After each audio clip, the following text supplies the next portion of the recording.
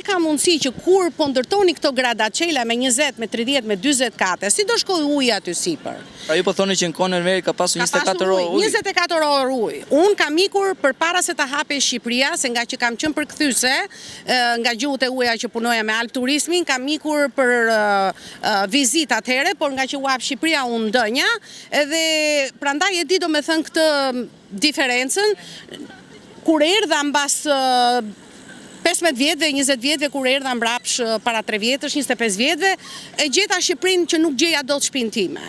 Mirë është që të kesh gjithë. Po, ka ndryshuar lagja, janë mbyllur domethënë bëhen parkime përpara penxheres time, që nuk mund ta hap penxheren.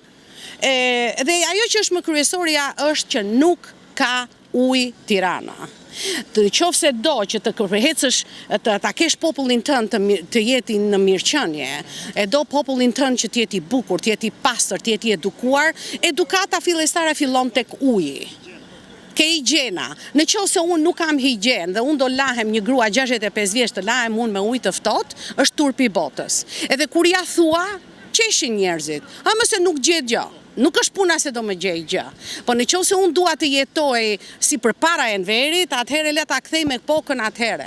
Po në qoftë se kemi një qeveri tashti që e luan veten moderne dhe bën gradacela, atëherë duhet që të di se çfarë i bën popullit. Sepse për mua është partikular ai president, sepse do që t'i japi jetë të mirë vetëm disave që kanë para, të shkojnë të jetojnë mirë. Kurse populli tjetër çfarë është? A paguajmë neve taksa?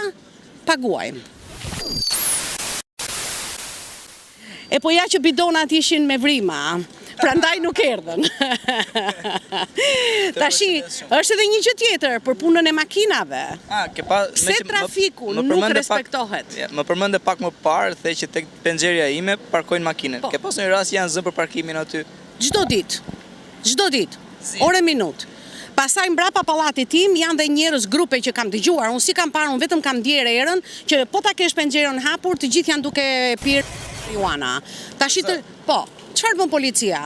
Dhe rajonin e policisë e kemi mua aty afër. Pi bashkë me ata. A nuk e di atë, unë nuk e kam parë, nuk mund të them. Tashi tjetra është një problem shumë i madh që të gjithë njerëzit kanë marrë makina. Bravo i qoftë. Për mua, unë them që Tirana ka më shumë makina se sa ka njerëz. Tashi që të shkoj njëri për kafe, që këtu e deri atje do marri makinën që të tregoj Mercedesin. Dhe pyetja është, ku e gjeti Mercedesin ky shqiptar, që ri gjithë ditën në kafene me një kafe macchiato që bën 100 lekë. Ku e gjeti lekët të marri Mercedes? Unë jam në Amerikë, punoj, kam pas bizneset e mia gjithmonë dhe unë Mercedes nuk kam. Më fal. Kjo është, le të themi, deri diku para gjykim, por është e drejtë konstatimi. Jo, nuk është para gjykim, është fakt. Po ndërtimet që janë bërë, për shembull, po të marrësh në një X zonë të caktuar, më përpara, në kohë që ju keni ikur, mund të kenë qenë 20, 30 ose 40 familje, shtëpia 2 kaçe, 3 kaçe dhe sot aty është bërë një pallat. Po. A mendon se duhet parë ndryshe kjo gjëja e ndërtimit, sepse në 20-30 familje mund të kenë qenë 20 makina ose 15 makina. Sot është bërë një pallat me 200 hyrje, janë bërë automatikisht 200 makina, ndoshta ndikon dhe kjo tek pjesa e trafikut. Po ndikon, prandaj ata që ndërtojnë shtëpia dhe pallate duhet patjetër, është e domosdoshme për pollution, për ambientin, për shëndetin, që të ketë, domethënë, parkime nga poshtë. Si e ka zgjidhur Amerika këtë problem?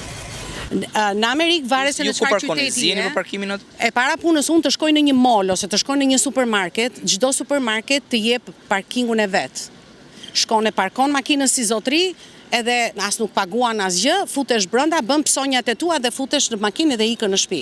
Kurse këtu duhet të ngarkohesh, nëse do të marrësh për një familje të madhe. Më vjen keq që shikoj gra këtu edhe burra që janë të moshuar dhe janë duke ecur nëpër rrugë me shishet e ujit ose ato që janë shumë të rënda.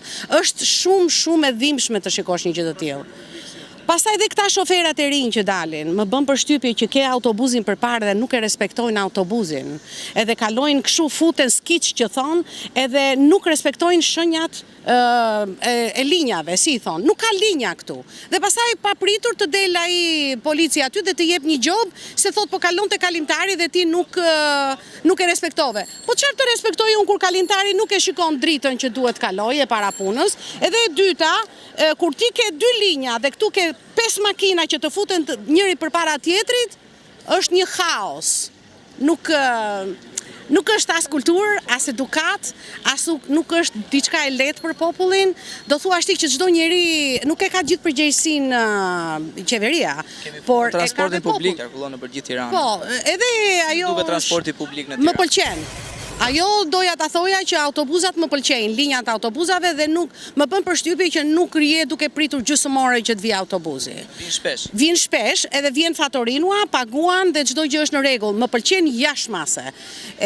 Për sa i përket taksive. Ka mbi mbushje? Nuk e kam parë unë që të ketë mbi mbushje, mbase edhe nuk mund të flas për të se unë qarkulloj më tepër me këmbë, se është edhe një çik kështu kënaqësi që të shikosh vendin. Dhe këtu ku jemi për shembull, që ditën e parë që erdha më bëri përshtypje. Pse duhet të jetë kjo rrëmuj këtu në qendër të Tiranës? Ç'janë tër këto pemë që nuk bëjnë sens? Rregulloji, bëj lulishte, të vi njeriu të ulet këtu. Shiko tash që ka ardhur ai xhaxhai atje dhe është ulur nën hije. Po çfarë ka aty? Ka kabel. Çfarë janë ato kabel që janë aty? Ato shërbejnë për ujitje. Po nuk ka rëndësi, ato duhet të futen poshtë në dhe. Mund të futen poshtë në dhe dhe vetëm koka që bën spring ajo të jetë që ke yjet nuk i lën dot, por problemi është që nëse njeriu do ta bëj punën tamam, siç e bën gradaçelën kaq të madhe, mund të bëj atë gjë që ajo është elementare, kështu që nuk mund të besoj që nuk e din. Edhe pyetjet të fundit, na thuaj një gjë të bukur, të mirë ose të keqe për shëndetësinë. Mirë apo keq? Qëllova që shkova ke një doktoresh. Edhe në momentin që po më fliste, para punës as nuk më vizitoi, vetëm po bënte muhabet. Pastaj për një moment vjen një hap derën, një grua dhe një infermiere natyrisht, hap derën dhe i thot: "Doktoresh, po na vjen kontrolli, shpejt." Edhe një të ngritur ajo që të vishte bluzën e bardhë. Dhe jo vetëm që nuk më dha mua kujdes fare që isha paciente e asaj, po dole jashtë derës që të lajmëroj të tjerët dhe njëkohësisht mori telefonin të lajmëroj doktoreshat të tjera në dhomat e tjera që vishni bluza se po na vjen kontrolli. Tashi përfundimet i nxjerr vet. Çfarë të them unë më tepër? Shëndetësia falas. Shiko, shëndetësinë është budallik ta mendosh ose të thuash që është falas, sepse ndërkohë që paguan taksa, nuk është falas. I ke aty brenda të gjitha. Populli i paguan të gjitha. Taksat e dim të gjithë. E pra, po aty ke edhe për shëndetësinë, edhe për arsimin, edhe për rrugët, edhe për gjitha. Për mua më mirë të ngrihen pak, si i thon taksat, që të bëhen rrugë të sakta, që të shikosh këta plej që hecin dhe mos jesh me frikë se do bien në një grop edhe do rrëzohen. Shiko, taksa ne i paguajmë dhe nuk është askush kundra. Po flasim për shëndetësinë ti kur hyn sapo the për rastin që ishte një rast i tillë që ndodhi kjo gjëje. E para pse duhet ndodh ashtu? Pse duhet të ndodh? E dyta, ke vënë re që a marrin lek doktorë shqiptar, ti si mendon? Atë nuk mund ta them se mua nuk më ka ndodhur. Jo. Nuk mund të them. Por atë që pash tjetër është kur vajta në laborator, ishin dy vajza, jashtëzakonisht të mira, shumë të ëmbla, i shumë e kënaqur nga servisi i tyre, por ajo që nuk më pëlqeu ishte ambienti. Ambient me perde. A jemi as në kohën e Enverit nuk kishim ne. Unë mbaj në mend ambulancën e Lagjes 5 që ishte mukja, nëse e mban mend një infermier që ishte një menam me një mustaqe, një burr shumë i mirë, edhe ai atë dhomën e laboratorit kur bënte gjilpëra dhe kështu e kishte të mrekullueshme. Kishte tavolinën e vet, kishte krevatin, kishte ato që ndahet, kurse këtu shkon atje dhe i ke me perde dhe ta kapin me karfic perden që mos kaloj tjetri që të më shikoj mua që unë po marr gjakun. Pyetja ime është, po të shkoj një grua ke ginekologu, ka perde dhe atje? Nuk e di. Mund të jetë perde me trash. Nuk e di. Kur ta shoh do të them.